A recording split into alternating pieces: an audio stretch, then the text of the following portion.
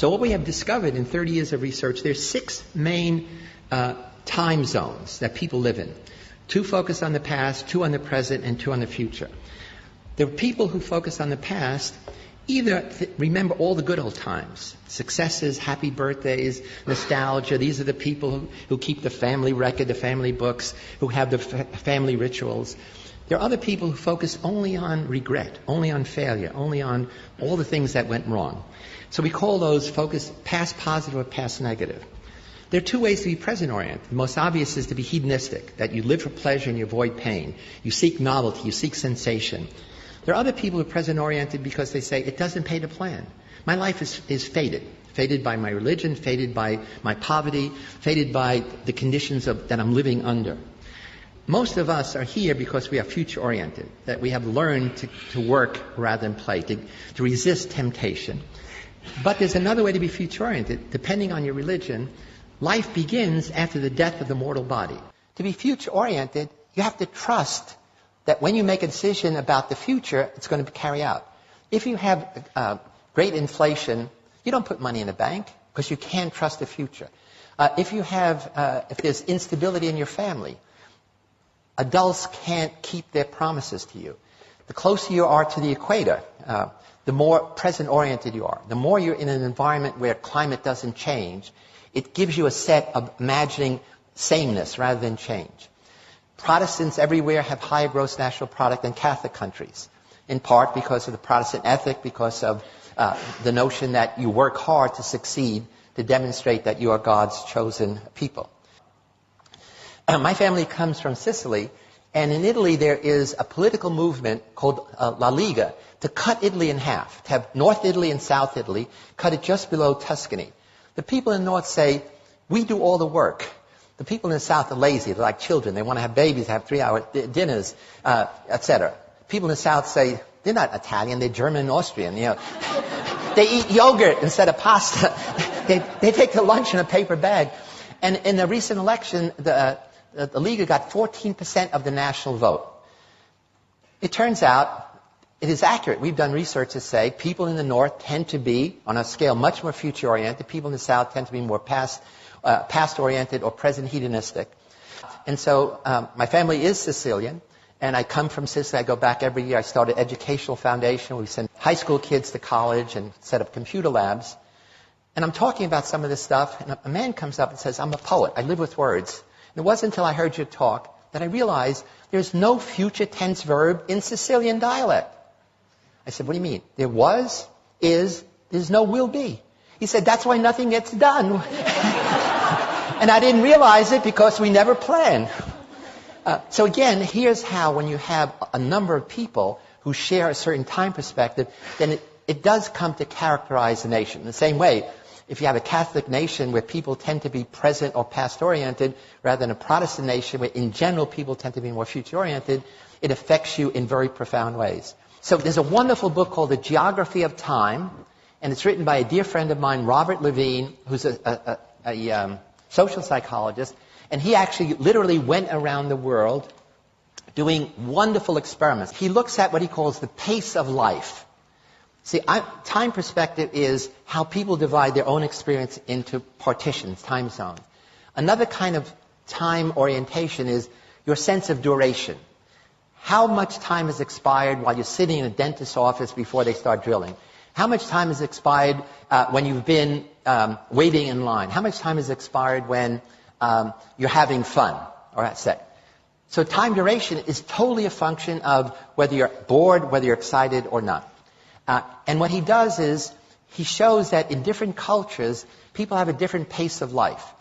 And you do this very simply. You sit in a cafe and you mark off 100 meters, and as people pass, you start a stopwatch. And you see how fast people walk. You go to a post office, and on a piece of paper you say, I'd like, 3 pounds of this postage or 10 euros, and you see how long it takes.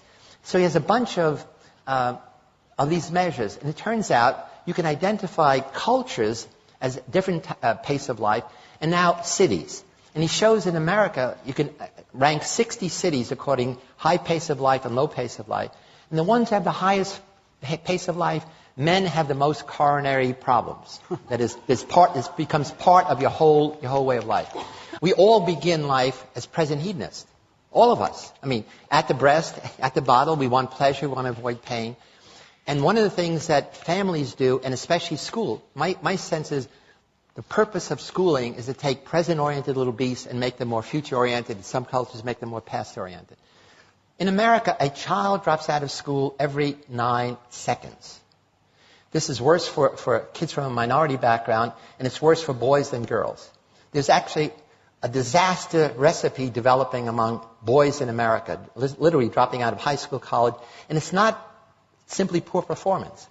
One of the problems is, a recent study shows that by the time a boy is 21, he has spent at least 10,000 hours playing video games alone. Probably more watching pornography alone. And you put that together, it means, A, they haven't learned social skills, emotional, social intelligence, but also it means that they live in a world that they create. They're playing Warcraft, they're playing these other games, which is exciting. In fact, I just heard the other day that these game companies are now going to develop 3D games so that the world will be all around you. Their brains are being digitally rewired, which means they will never fit in a traditional classroom, which is analog. Somebody talks at you without even the nice pictures. Meaning it's boring. I mean, you control nothing. You sit there passively. And if you want to change the curriculum, I understand the traditionalists here say we got to go back to reading, writing, arithmetic. Disaster. These kids will never fit into that. They have to be in a situation where they are controlling something, and school is set up, you control nothing. You're passive. School is all about learning delay of gratification, literally endlessly. All addictions are addictions of present hedonism. Food, sex, drugs, gambling, etc. All of our propaganda, all of our educational message, all our public relations messages are designed for future-oriented kids, who's not the problem. They tell you, here's the negative consequences of doing what you're doing. Future-oriented kids know that, and they don't do it. Present-oriented kids know the future consequences. If you're a teenage girl, you know that if you have unprotected sex, you're likely to get pregnant or have sexually transmitted disease. You know it, but that knowledge never feeds back to change your behavior. So that's the interesting thing about time perspective. I think we are underestimating the power of technology in rewiring young people's brains. Kids don't wear wristwatches. They say it's a single function device. You don't waste time with a single function device. And they live in a digital thing. What matters is the second. You know, I didn't mention one of the things that gets people upset in America is how long it takes to boot up your computer and how long it takes to download something. Less than a minute. That makes people angry. So it becomes an emotional thing. You get angry waiting in line, waiting for services. Waiting is a waste of time, even if it's waiting for your computer to boot up. So I think there's a fundamental change going on in our culture that I think we adults are not realizing, that kids are totally different than we were. And it's because it's revolution in time. There was a recent study we did with USA Today asking Americans how busy they are.